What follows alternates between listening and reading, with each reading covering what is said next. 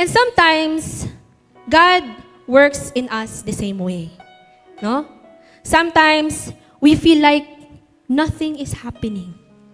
No? Inga na ato ang faith usahay, inga na atong walk kay Lord usahay, no? Feel na ko wala ko nag-grow, wala ko nitubo, wala naman guro ko'y kuan Lord, future ani Lord, no?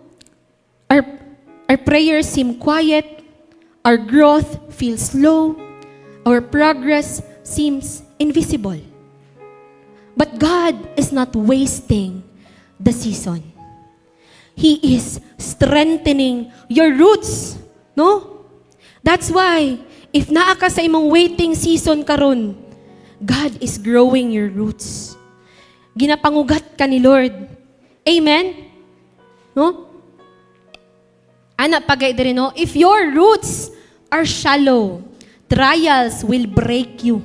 If ang imong pagpangugat mabaw lang, no? Pag moabot ang pagsulay, dali ra kayo ka ma-discourage, dali ra kayo ka mo give up, dali ra kayo ka matumba.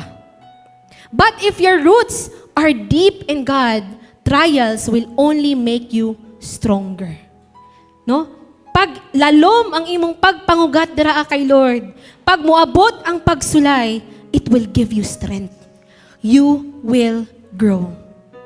Amen?